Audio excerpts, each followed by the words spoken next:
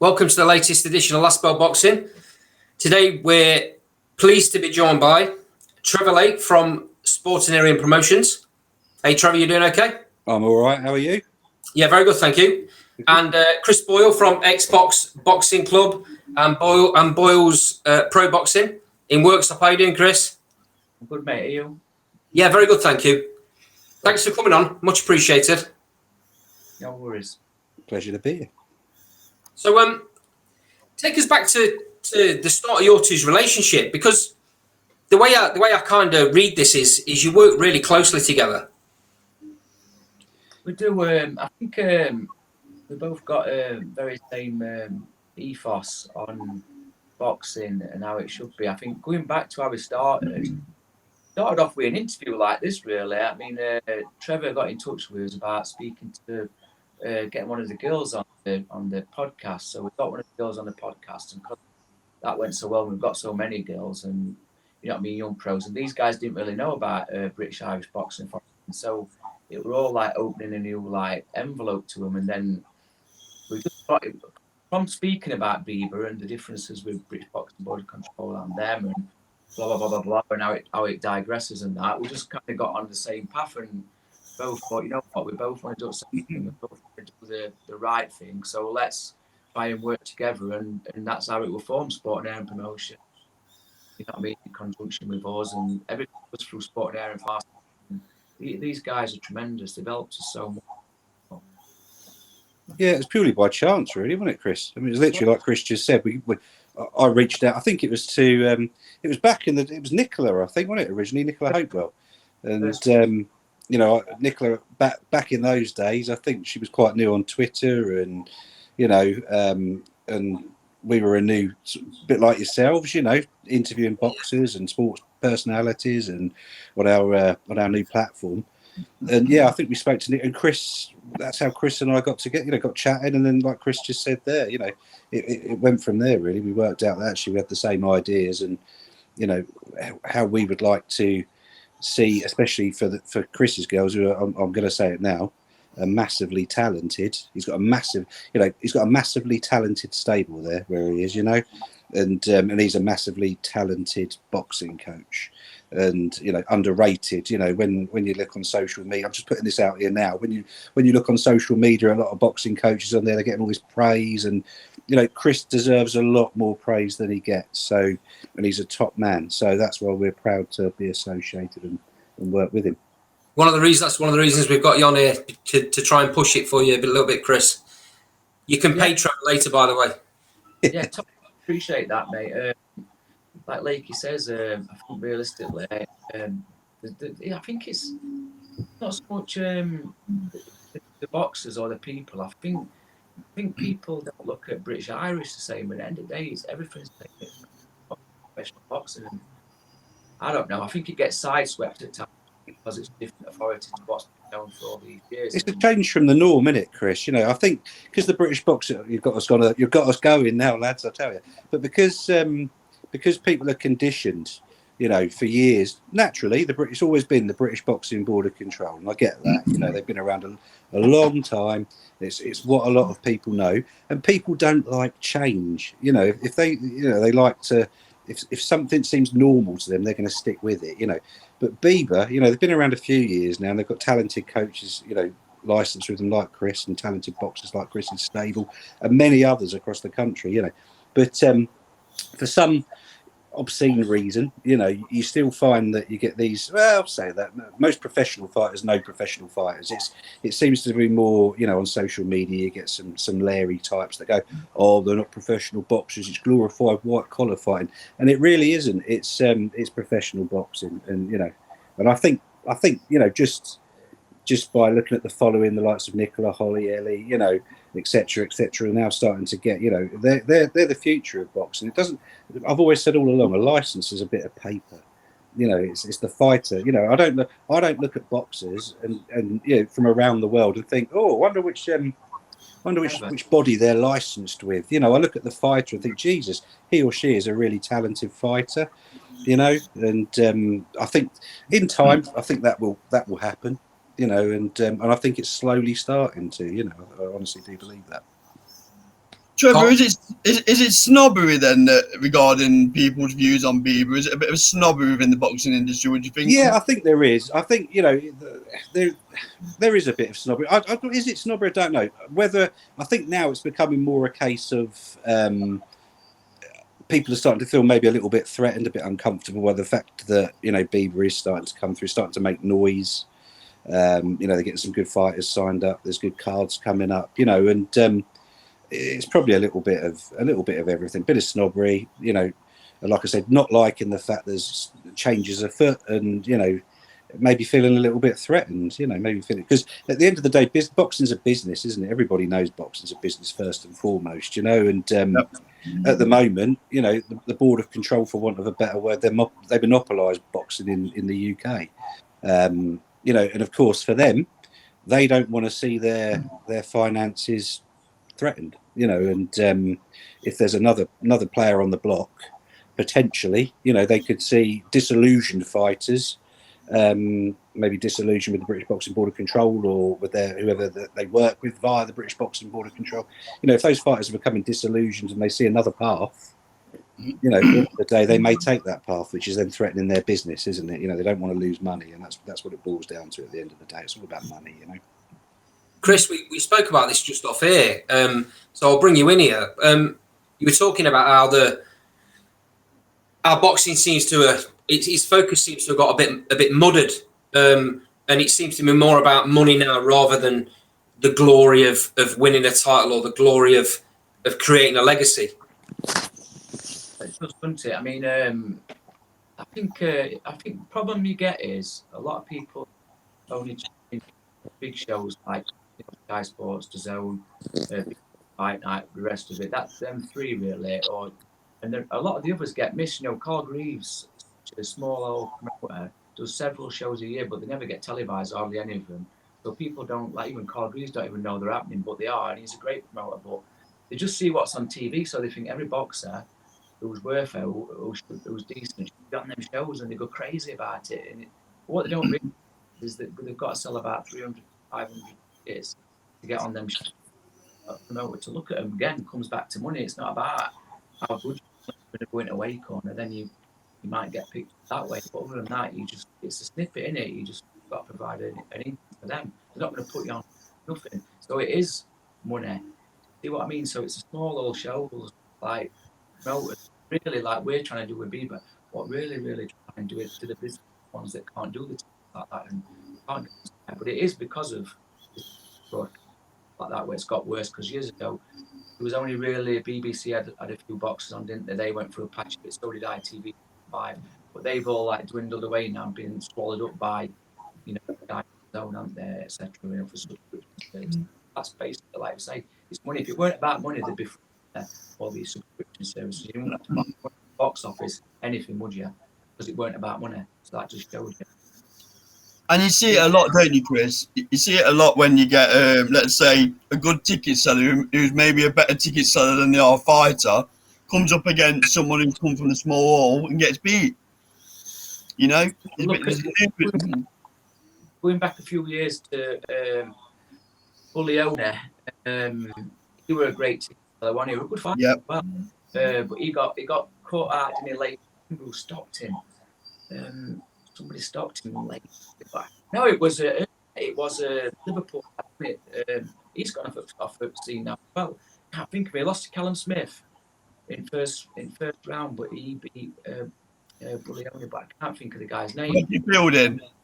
Yeah, Rocky Fielding. That was it, mate. Yeah, Rocky Fielding. They're all good ticket sellers, other than Callum, aren't they? But they are. And he was always on shows when it was a huge fight. You know what I mean? At your call, etc. And then that were kind of like the sales went up. That was it. Because obviously an interest, because it's too going on another subject about a zero on box records. So again, what you've just it just installs that cement, doesn't it? That it is tickets, it is money. And I understand that. Of course, everyone's got to make a living out of it. But the boxers ones that make the big, not promoters or management networks. That's my. I know it's Trevor's and all. We've both spoke about this times, but it's definitely true. Well, me and Carl were lucky enough to go to the last Colgreaves show in Leicester, the one in September. So we can say and completely agree with you firsthand. The passion and the pride in them fights, and they're always great matchups as well. Exactly. There's no complete mismatches. Colgreaves is a top guy, actually. You know, I've interviewed Cole myself, and you know, he's the salt of the earth. You know, and it needs more. This, you know, with the whole BIBA and British Boxing Board of Control thing. In a way, it's, you know, BIBA, you know, are happy to work with the board. It's the board that don't want to work with BIBA. And in a way, you know, that's tragic because, as Cris just said, you know, you've got all these big time promoters like, you know, Eddie Hearn and Frank Warren, you know, and they're kind of, you know, they're running roughshod over it all. But you've got these fantastic little promoters, you know, that sounds patronising as well, but you've got these fantastic smaller hall promoters like Cole, you know, and if there was room for both organisations to work together, you know, that could produce some fantastic results, you know. Fight Zone and Fight TV are helping out there, though, aren't they? The what, mate? Sorry. Fight Zone and Fight TV are helping out with these smaller all promotions. I know that you've had Fight TV showing some of your promotions. I know Colgreaves had Fight Zone with some of his recently. Yeah. So it's going in the right direction, and I think people, the general public that perhaps wouldn't have even known about small all shows, because of the media that's now surrounding them a little bit, even if it is small, they start to take a little bit of notice of these shows. It can only be good for the sport. Yeah, I mean, it's like anything; it just takes time, doesn't it? But it's nice to see the fighters coming up from, you know, Cris and I, again, you know, we speak about this a lot. You know, it's about bringing those fighters up from the grassroots. It's about building their following. You know, I'm sure it's lovely to get an instant superstar, but at the end of the day, it must feel more rewarding, especially for the likes of Cris, that's been with, you know, his girls for a long time, and his chaps as well. You know, to see them develop. You know, Holly Toll, she's a prime example. You know, she's now WIBA World Featherweight Champion, the youngest one in the history of the UK, and, you know, barely gets a mention anywhere, but that's a fact. And the WIBA, it's one of the oldest, most established, one of the first, you know, female organisations to provide world titles for women. You know, and she's there. Is she 18 yet, Cris? She turns 18 the day after our fight. That's it. I knew she was coming up 18, so she's still 17, youngest world champion in the UK. You know, and youngest world champion worldwide over the Mexico Lake. Yeah. I look this, and like you go back to saying, Serrano's sister held the WIBA.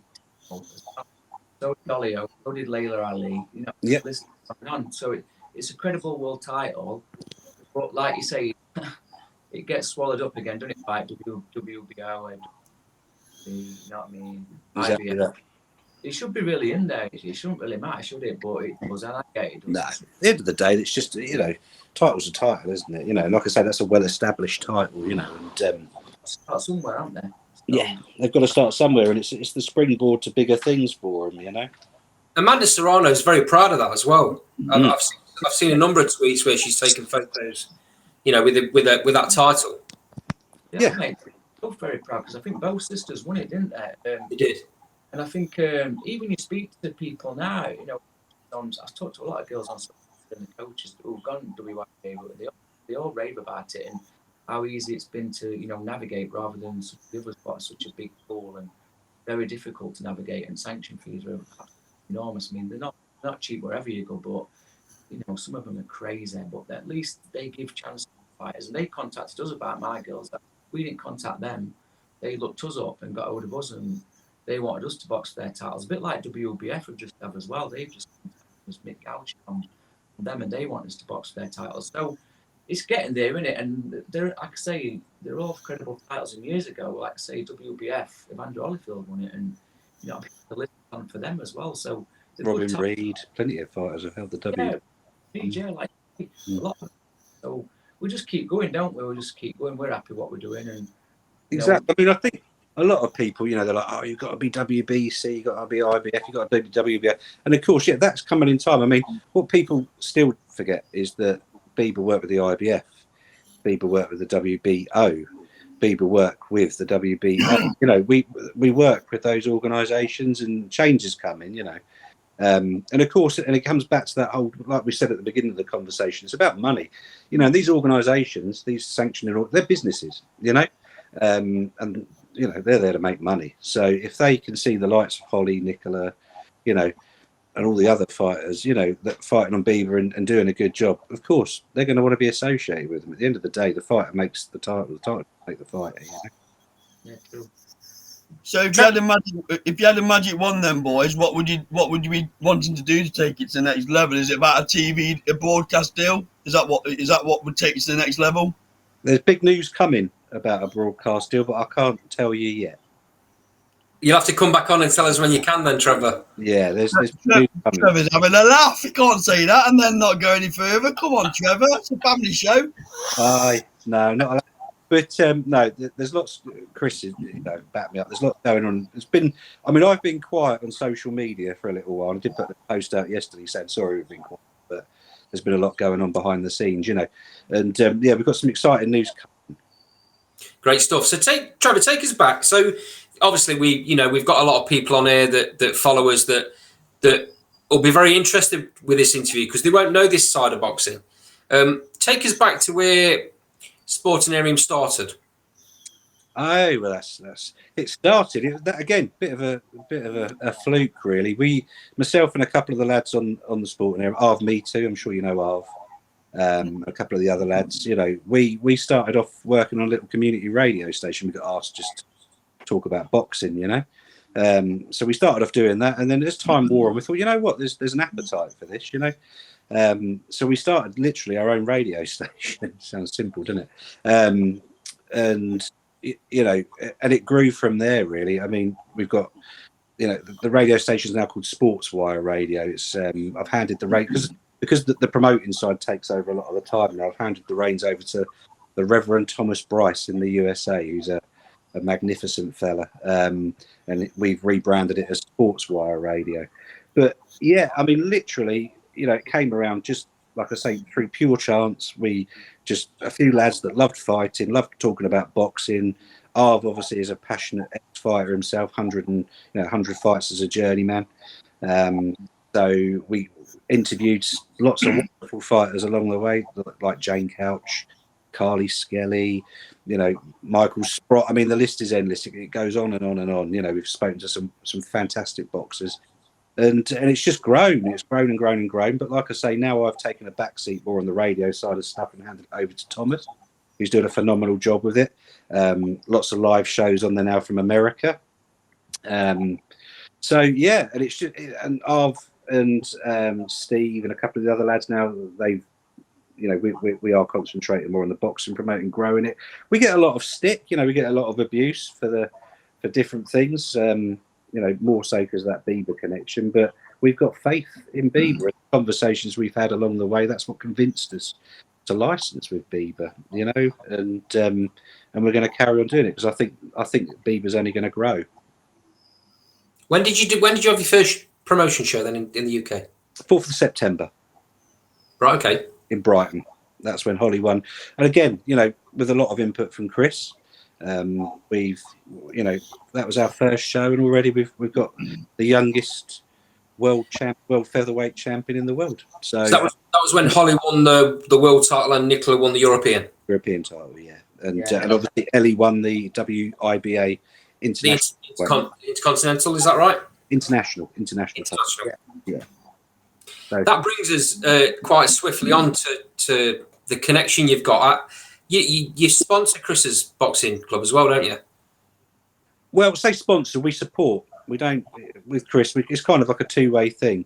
So we support each other. I think probably the way of doing it in regards to, you know, making sure that if we're putting on a show that Chris is involved in it, and it's all about growth, you know, for both really. For Chris, I mean, the Xbox are fantastic fight, you know, fantastic boxing club.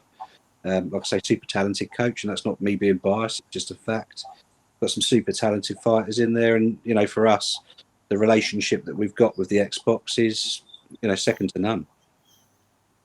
Chris, there's clearly a lot of respect in your gym. I mean, as you're probably aware, we've had Nicola on the show on a number of times now. She's becoming part of the furniture, to be quite honest. but she's always praising the gym and how you run things.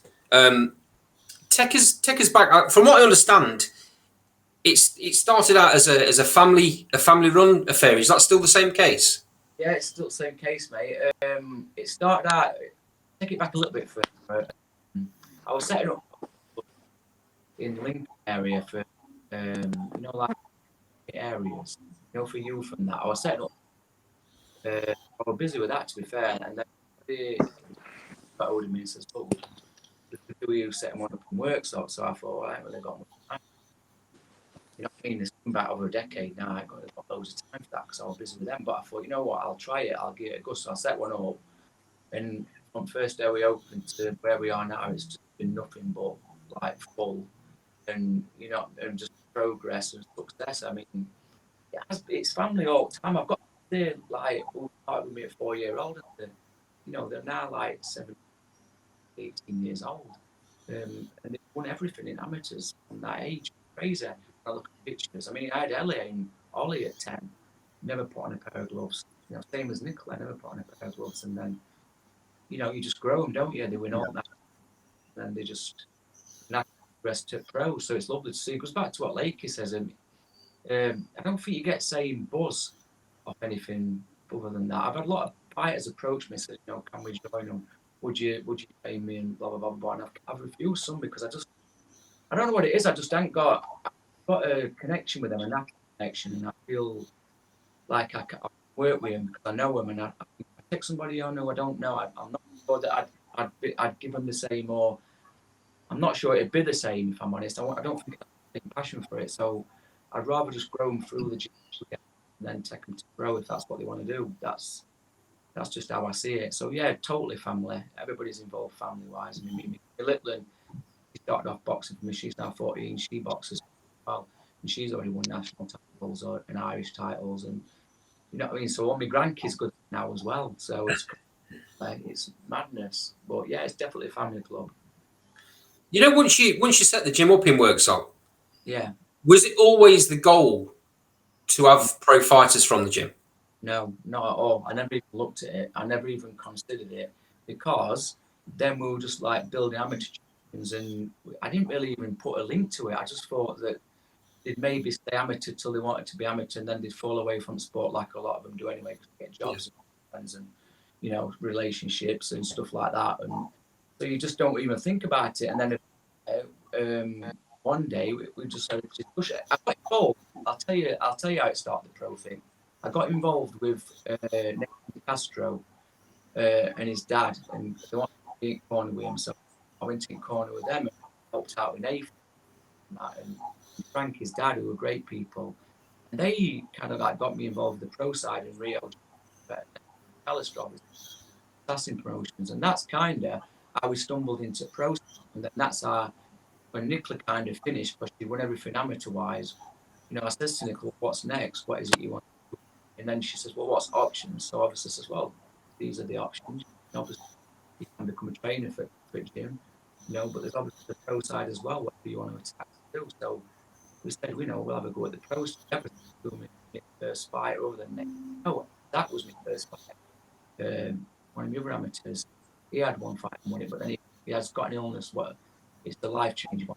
Not really continue, but it still comes. So that's how it started. It's on the pro side. But it was an accident, totally. It wasn't a plan. How difficult has it been over the last year and a half, while we've had the lockdown period? And it must have been, I mean, this is the same for you, Trevor, same question to you, really. How difficult has it been to push your boxers forward, especially the pros? They're getting themselves on a bit of a run, and all of a sudden everything stops. It was difficult, but again, listen to this then, I'll credit BIBA again and Rio and Lee McAllister. During lockdown, we were busy. We had 2 shows in lockdown behind closed doors on Fight TV. So the fighters got out. So like many others, well, hundreds of us, thousands, never got out. There were only and Frank Warren and us who did, behind closed doors. But again, because it was BIBA, never got no like congratulations, but no pats on back, but they're doing it. but they got. There was just no acknowledgement of it, was there? I mean, and that's the thing. Chris has hit the nail on the head. His BIBA fighters throughout lockdown, they were given opportunities. They were fighting, they were active. Was behind closed doors, but there weren't many other promoters that were able to do that. So again, Lee McAllister, BIBA, Chris, all of them deserve massive amounts of credit.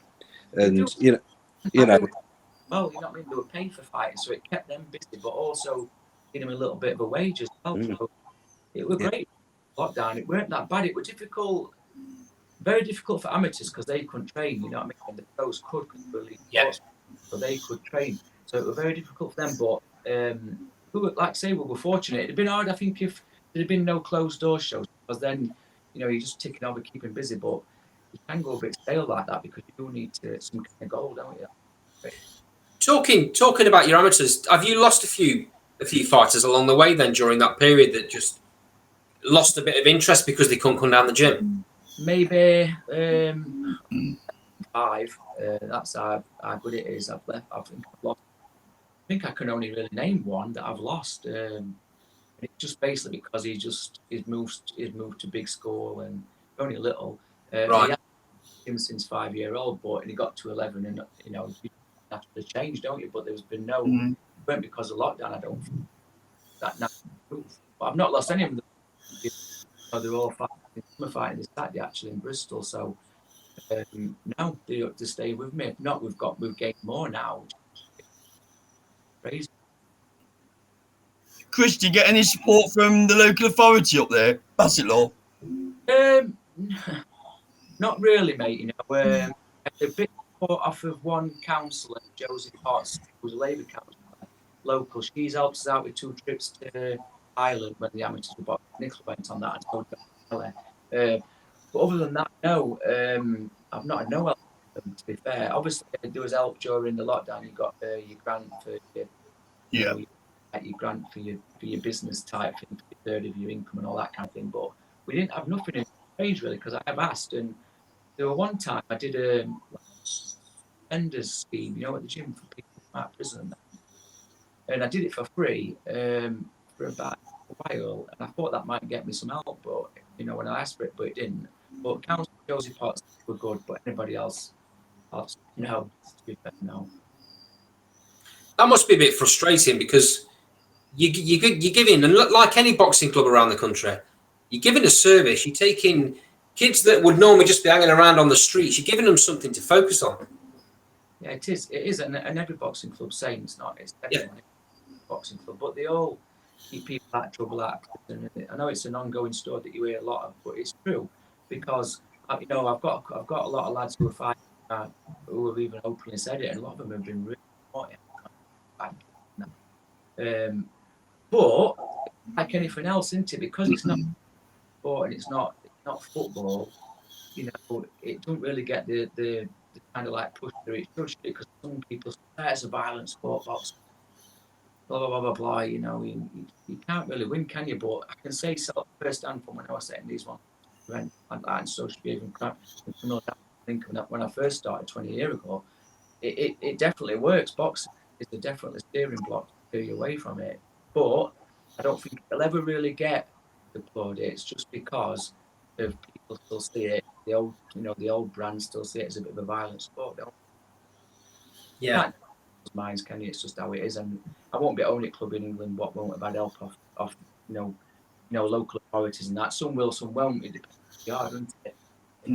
They don't invest in youth services anymore, let alone boxing. I mean, it's a shame, I think, to be honest with you, it would alleviate a lot of the problems that go on these days, with gang violence, knife crime. If these guys and girls can get into a club, they don't even have to spar, just get in there and do the training and, build up that camaraderie, if you like, with their gym mates and stuff. I think that would alleviate a lot of issues. And in this current climate, I think especially following lockdown, it's great for them to get into a gym, keeps them fit, keeps their bodies healthy, keeps their minds healthy.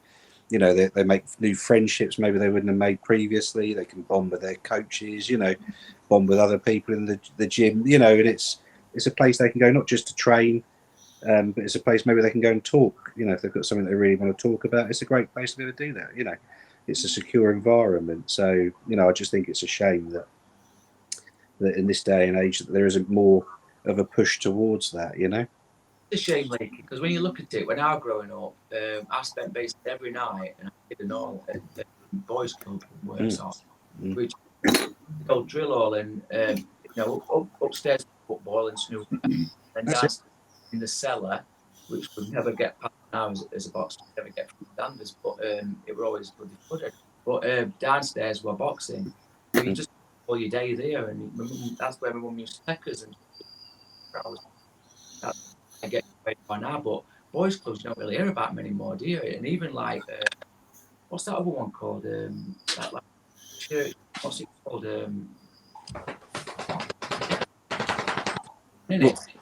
What, mate? What's the church type one? The red. It's got a red. I can't think. My memory's crap. What, Boys Brigade or something? Might be Boys Brigade, but Salvation Army. That's it. Oh, yeah. You know, like Salvation Army buildings. They used to be busy, didn't they, with things like like youth. I know youth has gone, haven't they? I think that they have really. There's nothing around anymore. There's no finance, no funding for a lot of these things. A lot of the youth centres now are privately kind of funded, and funded on goodwill from the community, But I think in regards to boxing, like I say, even if you can get the guys and girls in there just to train, I know that there's that whole it's a violent sport, but it can be a lot more violent on the streets for these kids, that and better that it's somewhere controlled. And like I say, if they're not sparring, even if they're doing the training and just building up relationships in a gym, I think it's a good start. Trevor, stick your promotional cap on for a second. Tell us what you got coming up. Leave the 31st till last, and then we'll flip to Cris after you tell us. Let's start with the TV deal. You're not going to slip back on that one. No, the next card is the 11th. What's that, mate? Just saying they'll have to wait for that for an Halloween surprise, won't they? They will. Trick or treat. But the next card we're looking at the 11th of December back in Brighton, the City Coast Centre. It's a newer venue in Brighton. It's a really nice venue. Just been refurbished, so we've got that in the pipeline.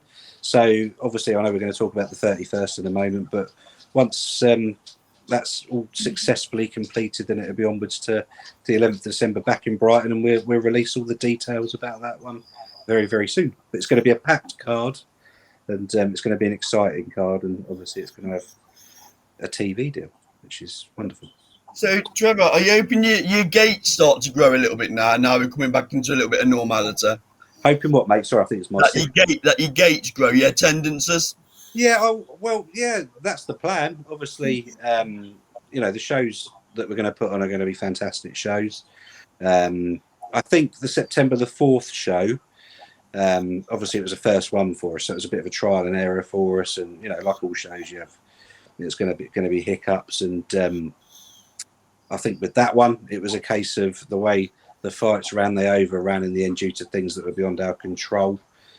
Which was disappointing because from a TV view, it looked like there weren't many people there, but there was about 250, 300 people there. It was just quite a big venue, and the top tier was closed. We purposely did that because it was booked during COVID, and we weren't sure when we booked it if the COVID restrictions were even going to be lifted by September at that time. So I think we booked it back in about March or April. So the top tier was closed off anyway, so it was only supposed to be on the ground floor.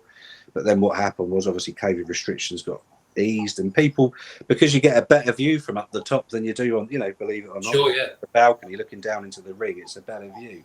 So from a TV perspective, it probably looked a little bit like it was quiet, but it actually wasn't. Everyone sort of camped out on the top balcony looking down. It was a big old room, wasn't it? Yes, it was a huge venue, hence why we kind of went with the ground floor area. We had the seats around the ring and everything. But everybody decided actually they preferred the view from upstairs looking down into the ring, but which I totally don't blame them for, But the next venue, like I say, on the 11th of December, it holds about 500 people.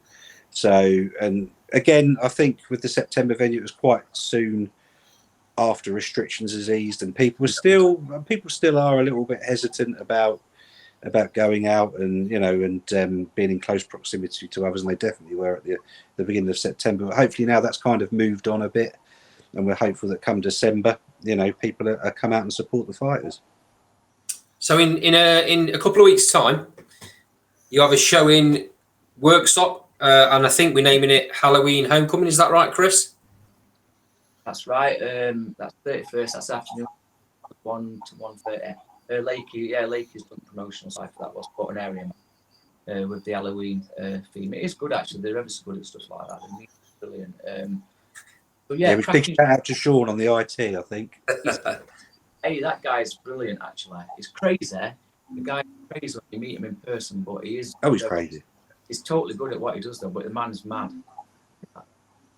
Talk to us about the lineup then, Chris. Good.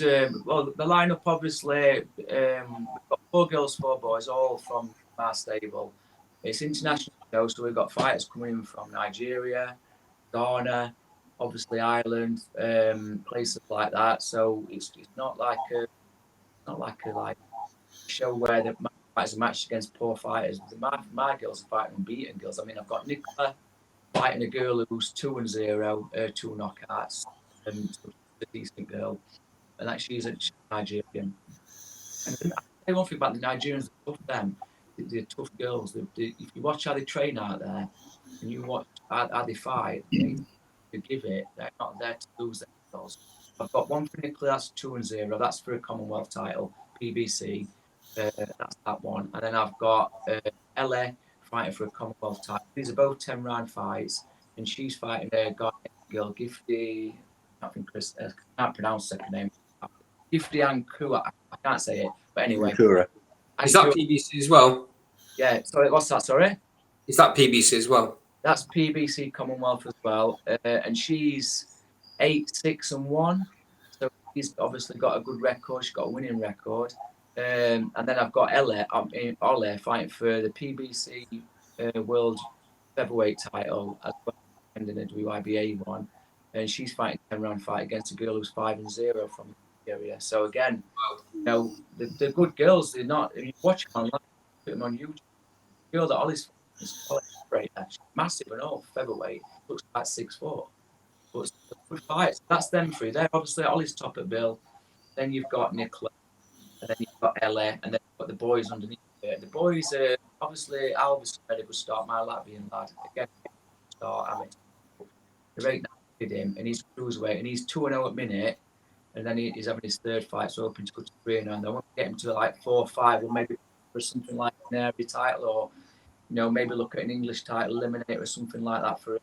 So that's his pathway, and then we've got 3 debuts under that, or 4 debuts. We've got Bill Tara Breslin, she's debuting at super middleweight against one of Lee McAllister's girl, who's a Scottish national designer, a real hitter. So that's going to be a barn burner. And then we've got Rich Derrick, who's away, Rowan Gregory, who was a quality amateur for real strong lad. He's making his debut at heavyweight, but he'll eventually go down to crew. But it's just a heavyweight, just to see how we sit. And he's making his debut as well as Cameron Moran, who's a middleweight, again a good amateur turned pro. So they're all fighters. I've had them all, like I say, from amateur. They're fighters, they're all switch hitters as well. So they're nice to watch. The clever fighters don't believe in wars. We box. So it'd be a good show. It'd be entertaining. All them fights are good 50-50 fights. The fact of the matter is, Chris, there was a show on last night on Sky Sports, and it was an awful card. I'm not going to. I know everyone, social media, it's brilliant. But let's be totally honest. It was a pretty, it was a so-so card, and but you can guarantee, like with the 31st and the one coming up on the 11th of December, people will get value for money. They're going to see some really talented fighters, and they're going to be in 50-50 fights. There's no easy touches, Well, if you look at it, Lakey, on that point last night, Esther against O'Connor, who made a debut. I know O'Connor was a fighter as well, at middleweight. Might have been at super, I can't remember. But anyway, she fought her. I thought that was a good fight to watch. So I would probably want it better. Yeah. Post that, but I think they only give Kanika one shared round in the whole. They're better, but anyway, I still think O'Connor won, obviously. But and then Ella fought Kanika in Ashford before September show, and we lost a very close decision, a split decision to Kanika. So again, it was quite a contested decision, if memory serves. It was. It should have been a draw, we thought, but we're not moaning about it. Is it lost? Don't mean she come back stronger from it. But before Kanika Ellie did in a third fight, Anna Marshall and Anna Rankin both fought later on. You know what I mean? It's credit to Ellie Coulson second that fight and for giving it, you know what I mean, a close call against who's been in with them kind of people. So again, that's British Irish putting on good fights against good opposition, what aren't walkovers, because we can all get padded records, but none of these are getting that. So it's good to see they're all in good fights. Has that evening sold out, Chris?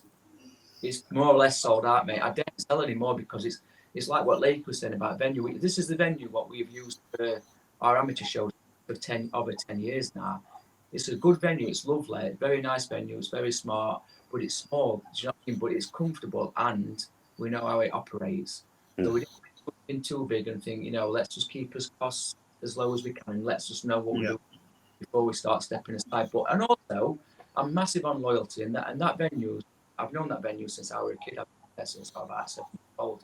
Grew up in it with my dad, and I know the people. They've been good to me. They look after me. I now them. They take loads on bar offers, and I kind of like want to repay loyalty to. I don't want to like just because we've gone pro now, do as amateur shows there, and then not do as pro ones there. Yeah. So I'm gonna stick with the shows for a while, see how I get on, and then if I need to go bigger, I will obviously. But at the minute, I'm just going to stick small and good, and then go forward from that. I'm well in place November as well, so got a busy 2 months now.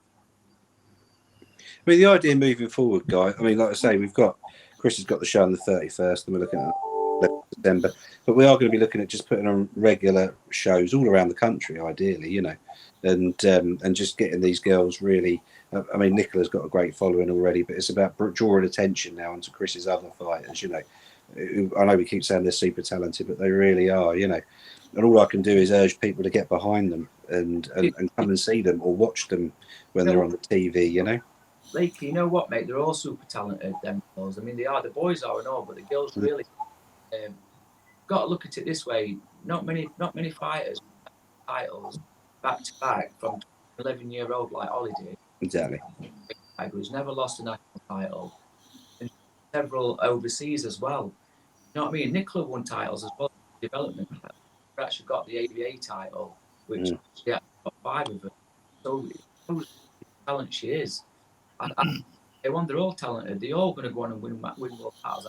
Ollie already has, but in big ones like IBF and WPO, they will win them titles. It's going to come. It's going to happen. Like I say, because it's a business at the end of the day. And you know as well as I do. You know, these organisations are going to, you know, once the TV starts really kicking in, and you know, they're going to see this and they're going to think, you know, we want a piece of that pie. So they're not even, you know, at the end of the day, there's a lot of politics in boxing, you know, in regards to this whole licensing business, but.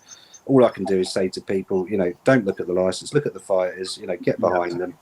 And, you know, people power always prevails in the end, doesn't it? You know, and I've seen a few articles, you know, on social media, especially in regards to one of Chris's fighters, you know, and it's all people that don't probably have a great deal or know a great deal about what goes on behind the doors, you know, and they're sort of saying, oh, you know, she needs to be signed across to British Boxing Board. It's a complete fallacy.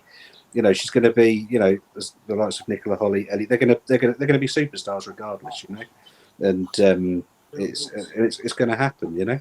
It's crazy that comment though. It always makes me laugh because I think myself, I don't know why I'm putting a lot of pressure on. It was only young in the game because Nicola's only on a 5th fight. She's won.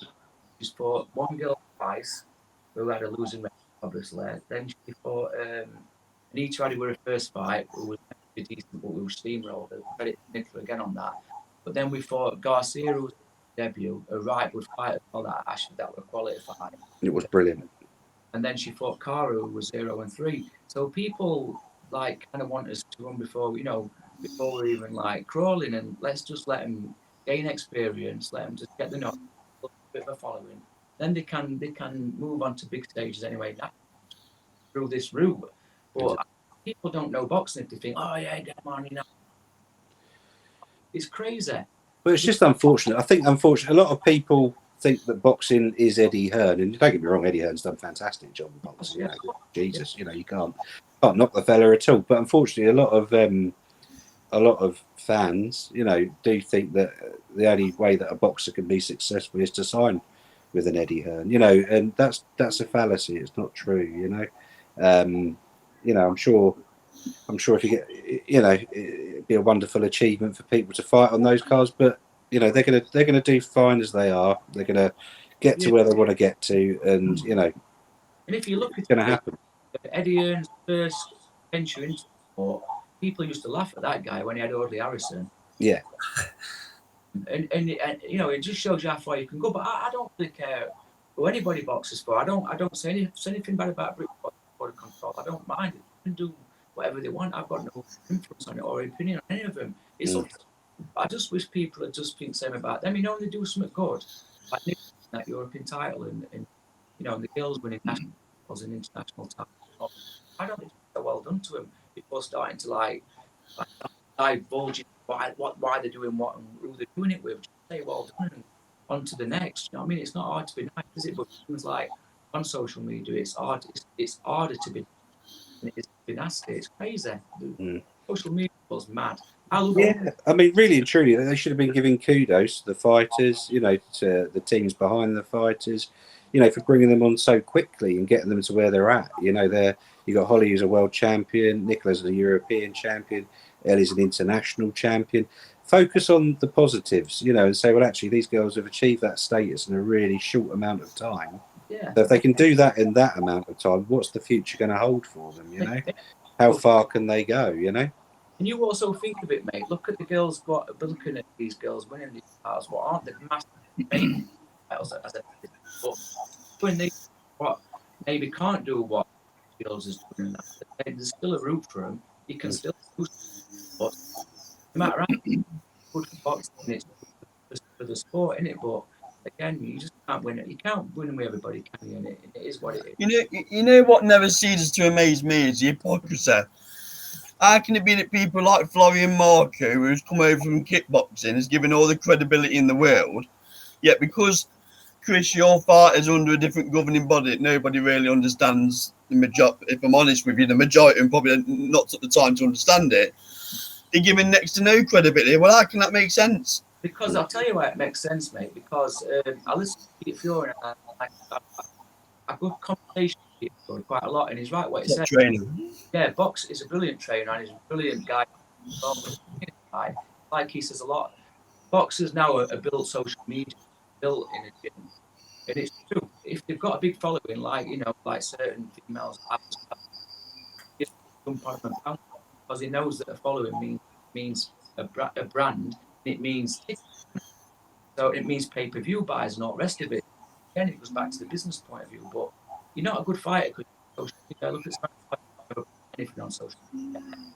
And also, just touching on that. Sorry, Chris, you're breaking up, but I caught part of that. What touching on that? I mean, this massive thing. Just because you've got a massive social media following doesn't always mean that you're going to sell loads of tickets. Doesn't always follow.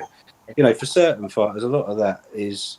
It's not about the boxing, you know. It's about other things, and it doesn't always mean that those people that are following them are going to suddenly buy the pay-per-view or buy a ringside ticket, because you know a lot of these people aren't, you know, proper boxing fans. They're just there to be part of that whole, you know, virtual world, which is fine, you know, if that's their thing. But you know, at the end of the day, it's about getting bums on seats and pay-per-views, isn't it? And having the talent. The only way you're going to really do that is if you've got the talent to back up the boasts, you know. And I think, you know, in regards to the stable that we're working, you know, with Chris's stable, you know, I think they've got that in abundance, you know. And again, I'll just come back to my main point. You know, people need to get behind them. Don't worry about the licensing body. Don't worry about what the title is. Get behind the fighter, follow them. You know, come along, watch them box. You know, and see what they can do. Exactly. You know, we watch British Boxing Border Control shows, don't we? And we watch them same as with any other show here. It don't really matter, does it? I mean, they've been about since like the 1900s, but well, not 1900s, about 1921, the British Boxing. But BIBA started in 2016, so it's only been going really 4 years. It's It's in its 5th year, so it's still infinite, isn't it? So, It's in its infancy, but it's making huge strides. And what it needs is more people. You know, the more it's like anything. Things take time to grow. The foundations are there now. The relationships are being built with the governing bodies. There's TV deals coming. The fighters are growing. You know, we've got some really super talented fighters, not just in Chris's gym, like I say, across the country that are signing up to BIBA. You know, and you know, it's like anything.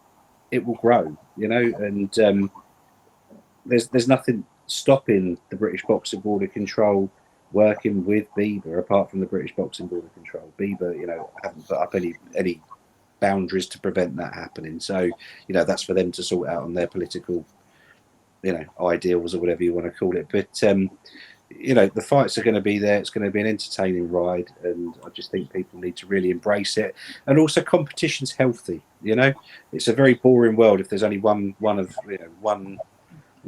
know, if you only had one political party or one, you know, it'd be very boring, wouldn't it? You know, competition's healthy, and it encourages, you know, at the end of the day, these boxers are athletes. They're their own product. You know, they need to go where they're going to be better off, you know, be it with BIBA or with the British Boxing Board of Control. But they should be able to go between the two, wherever the opportunity lies for them. You know, if they're offered if a BIBA fighter's offered an opportunity on a boxing board of control fight to fight for a title, go and do it. But, you know, it doesn't matter they've got a BIBA license or a board license. Let the fighters fight where the opportunities are, you know? Yeah. Do you know what as well, guys? Proper boxing fans are not stupid. No. And once they start viewing the likes of Fight TV and Fight Zone and seeing these small old shows and your shows on your Sportanarium TV on YouTube, once they start watching these fights and they start realizing how good these fighters are, yeah, the mindset will change a little bit. It's just getting those eyes on those shows and those channels, isn't it? Yeah, exactly that. Exactly that. I mean, I think Fight Zone is a cracking view. That it's better than. Yeah, shout out to John at Fight Zone. They're doing a fantastic job. They're great, aren't they? They put a show as well. And Fight TV, to be fair, dude, for what it is, it's easy.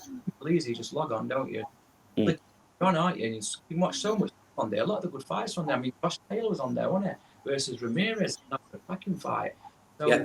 It's good that there's more like broadcast partners, isn't it? It's better. But it comes back to that whole competition thing, doesn't it? It gives the consumer more choice.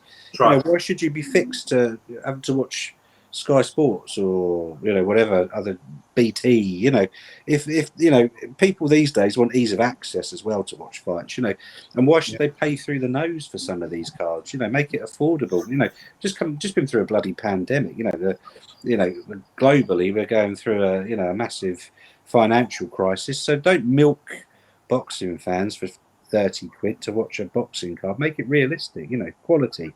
You know, that's all people demand. It's like anything. If you spend your money, you want quality for what you bang for your buck. Of course you do, and you definitely get that on small old shows. Yeah, definitely. Guys, I'm very conscious of time. We're coming up to the hour mark. It's been fantastic talking to you. So just to finish off, Trevor, people that haven't got a ticket for this show on the 31st in Worksop, how can they see this show? That's crafty, that. That's really crafty. Yeah, he's tried it there. Did you see that? He was trying to get around. You know, there will be options, won't there, Lakey? Sorry, mate, I didn't catch you. Saying all we'll say is there will be options. There'll be plenty. Yeah, there's options. There's going to be options. It will be available. You can't blame me. Worth a go though. 10 out of 10 for effort. But no, there'll be an announcement in the next few days. I would say for that one, and you guys will be the first to know. So brilliant. Well,